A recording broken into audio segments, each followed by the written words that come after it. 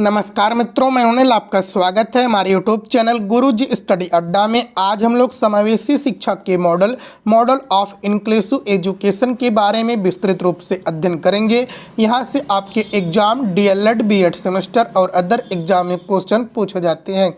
चलिए मित्रों, हम लोग शुरू करते हैं समावेशी शिक्षा के मॉडल। समावेशी शिक्षा के सिद्धांत पर आधारित मॉडल निम्नलिखित हैं, जिसकी चर्चा हम लोग आगे करेंगे।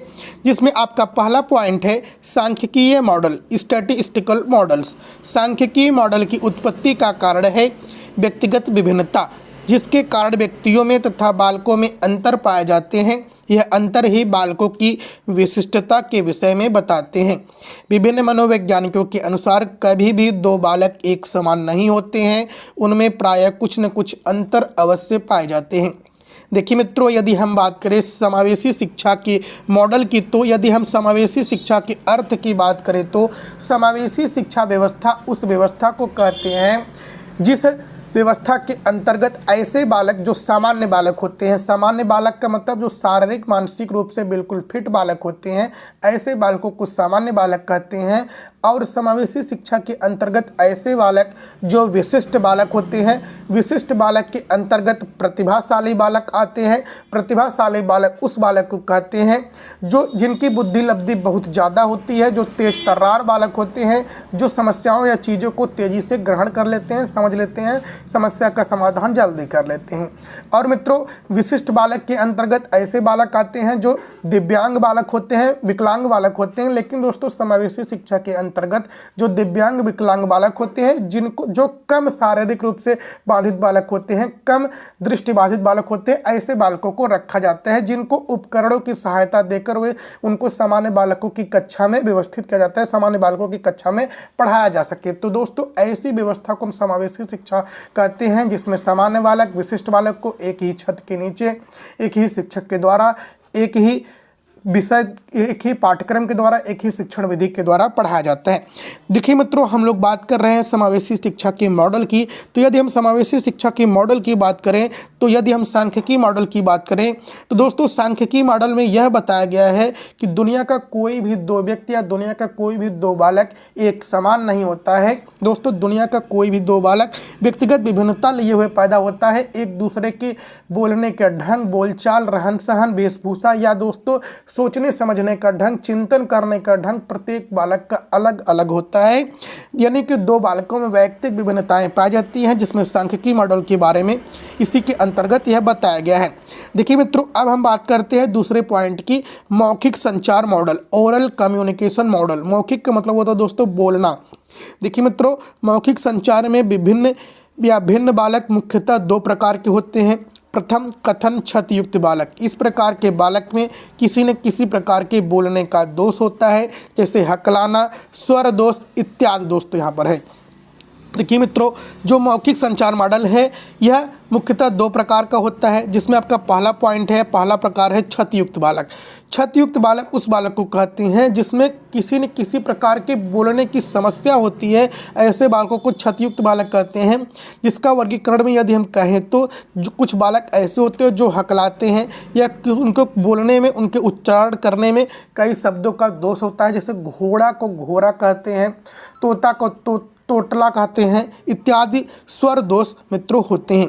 अब मित्रों आगे की हम बात करें तो अगला पॉइंट है मित्रों आपके सामने, भाषा विकलांग बालक। ऐसे बालक हैं जो उस भाषा को नहीं जानते जो कि उनके वातावरण अर्थात घर, स्कूल, बाजार में बोली जा रही है। ऐसे बालक मातृभाषा ठीक ढंग से नहीं बोल पाते।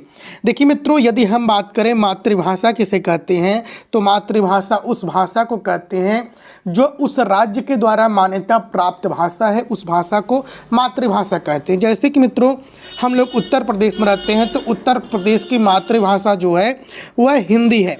लेकिन मित्रों हिंदी के अंतर्गत ही जैसे कि अवधी, बघेली, छत्तीसगढ़ी, भोजपुरी, यह सब दोस्तों क्या है, यह सभी आपकी बोलियां हैं। जो बोलियां हैं वह निश्चित क्षेत्र में बोली जाती हैं या आपकी मातृभाषा नहीं होती, बल्कि दोस्तों जो अवधी, बघेली, छत्तीसगढ़ी, भोजपुरी बोली जाती है, इन सब की जो भाषा है दोस्तों, मानक भाषा क्या है, हिंदी है। तो दोस्तों जो हिंदी है यह आपकी मातृभाषा है, और जो अवधी, बघेली, छत्तीसगढ़ी है या भोजपुरी है यह सब क्या है, यह सब आपकी बोलियां हैं। तो दोस्तों यदि हम बात करें मातृभाषा की, तो मातृभाषा जो भाषा विकलांग बालक होते हैं, जिनमें भाषा की समझ नहीं होती है, जो अपने वातावरण से परिचित अच्छे ढंग से नहीं होते हैं, उसमें उनके मातृभाषा बोलने में समस्या उत्पन्न होती है। वह घर, स्कूल, बाजार में बोली जा रही होती है। तो दोस्तों ऐसे बालक को भाषा विकलांग बालक कहते हैं। अब मित्रों हम लोग बात करते हैं भाषा विकलांग बालकों के मौखिक संचार में भिन्नता होती है। ऐसे बालकों की प्रमुख समस्या होती है अपने विचारों को दूसरे तक नहीं पहुंचा पाना। इसके कारण निम्नलिखित परिणाम सामने आते हैं। देखिए मित्रों, जिन बालकों में भाषा विकलांग की समस्या होती है, भाषा विकलांग का मतलब दोस्तों भाषा यानी कि अपने विचारों की अभिव्यक्ति करने में उत्पन्न समस्या को हम भाषा विकलांग कहते हैं। यानी कि दोस्तों जब हम अपने विचार दूसरे व्यक्ति को अभिव्यक्त नहीं कर पाते, दूसरे व्यक्तियों के विचार को नहीं समझ पाते हैं, तो दोस्तों ऐसे बालकों को संप्रेषण करने में समस्या उत्पन्न होती है। तो दोस्तों इसके फलस्वरूप क्या क्या समस्याएं उत्पन्न होती हैं, तो उसमें से आपका पहला पॉइंट है संवेगात्मक रूप से अव्यवस्थित, सीखने में मंद गति। जब हम दूसरे की भाषा को नहीं समझ पाएंगे, आपकी भाषा को दूसरा व्यक्ति नहीं समझ पाएगा, तो दोस्तों हम किसी भी भाषा को जल्दी नहीं सीख पाएंगे। और दोस्तों संवेगात्मक रूप से अव्यवस्थित हो जाएंगे, व्यक्तित्व संबंधी दोष उत्पन्न होगा। यानी कि जो व्यक्ति देखे होंगे आप सही से नहीं बोल पाते, तो दोस्तों ऐसे व्यक्तियों से समाज अधिकतर कटने की कोशिश करते हैं।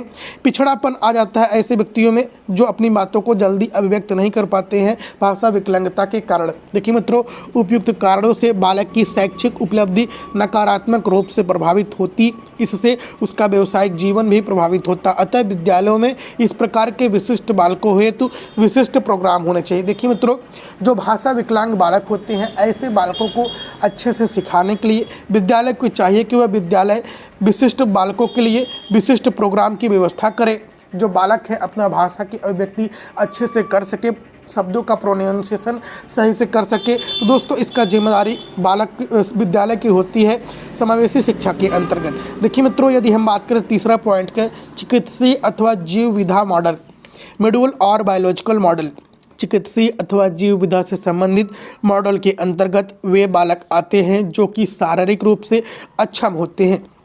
यह शारीरिक भिन्नता कई कारणों के फलस्वरूप होते हैं जो इस प्रकार के होते हैं। देखिए मित्रों, जो चिकित्सीय जीव विधा मॉडल है, इसमें शारीरिक रूप से अक्षम बालक आते हैं, जिसकी आगे हम लोग चर्चा करेंगे। जिसमें कई बार आनुवंशिक कारणों की वजह से भी शारीरिक अक्षमता आ जाती है। देखिए मित्रों, कुछ बालक ऐसे होते हैं जो आनुवंशिक कारणों की वजह से वंशानुक्रम के माध्यम से ही उनके शरीर में विभिन्न अक्षमताएं पाई जाती है, जैसे कि बौनापन हो गया। यह सब क्या है, यह आनुवंशिक बीमारियां हो गई हैं दोस्तों। और दोस्तों जन्मोपरांत चोट के कारण भी शारीरिक अक्षमता आ जाती है। जब बालक पैदा होता है उस समय कई बार नर्स के द्वारा ऐसी कुछ गलतियां हो जाती है कि बालक की मस्तिष्क में चोट लग जाता है या अन्य जगह पर चोट लग जाता है, जिसके कारण शारीरिक अक्षमता दोस्तों बालक में आ जाती है। तीसरा पॉइंट है जन्म के समय होने वाली क्षति के कारण भी शारीरिक अक्षमता आती है, जिसमें यदि सावधानी नहीं बरती गई तो बालक विभिन्न प्रकार के उसमें शारीरिक अक्षमता आती है। देखिए मित्रों, अगला पॉइंट है जन्म पूर्व क्षति। या देखिए मित्रों, जन्म पूर्व क्षति का मतलब है पेरेंटल डैमेज, यानी कि बालक का जन्म से पहले किस प्रकार की क्षति होती है। अर्थात जन्म से पूर्व यदि गर्भवती महिला कोई दवा खा ले या अन्य कोई ऐसी कार्य कर ले जिसमें गर्भ समस्या उत्पन्न हो जाए तो यह जन्म पूर्व क्षति कहलाती है। देखिए मित्रों, कभी कभी डॉक्टर से नहीं समझ पाते या महिलाएं कुछ अपने मन से ऐसी दवाइयां खा लेती हैं कि जो बालक उनके गर्भ में पल रहा होता है उसमें क्षति उत्पन्न होती है। तो दोस्तों ऐसी क्षति को जन्म पूर्व क्षति कहते हैं। और देखिए मित्रों, ऐसे बालकों के लिए विशेष शिक्षा का आयोजन बालकों में शारीरिक कमी को ध्यान में रखकर करना चाहिए। तो मित्रों, समावेशी शिक्षा के अंतर्गत शिक्षक को चाहिए कि ऐसे विभिन्न बालक को ध्यान में रखकर वे समावेशी शिक्षा का सुचारू रूप से संचालन करें। देखिए मित्रों, अगला पॉइंट है सांस्कृतिक मॉडल, कल्चरल मॉडल। सांस्कृतिक रूप से अलग बालकों में मुख्यतः अधिगम असुविधा युक्त तथा सांस्कृतिक रूप से अल्पसंख्यक तथा वंचित बालक आते हैं।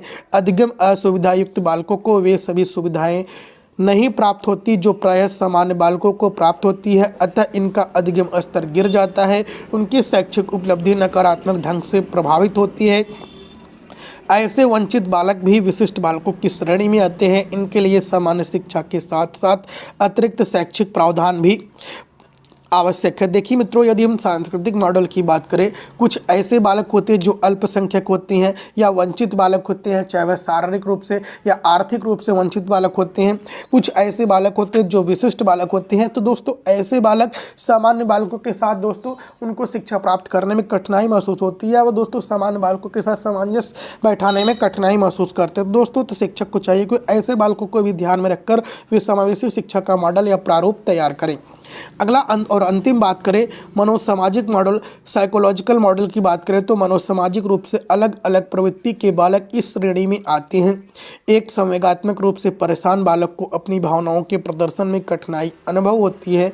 ऐसे बालक भावनाओं को सही रूप से प्रबंधित नहीं कर पाते, अतः संवेगात्मक असंतुलन प्रदर्शित करते हैं। इस प्रकार ऐसे बालक अपने लिए और अन्य लोगों के लिए समस्या उत्पन्न करते हैं। देखिए मित्रों, जो संवेगात्मक रूप से परेशान बालक होते हैं, ऐसे बालक कभी कभी कक्षा में कुछ कार्य करते करते कभी कभी कक्षा में चिल्ला देते हैं या कुछ ऐसा कार्य कर देते हैं ताकि इस कक्षा का पढ़ने का माहौल जो होता है वह बिगड़ जाता है। तो ऐसे बालकों को संवेगात्मक रूप से परेशान बालक कहते हैं। तो शिक्षक को चाहिए कि ऐसे बालक को भी सुधारने के लिए विभिन्न शिक्षण विधियों का वह प्रयोग करें।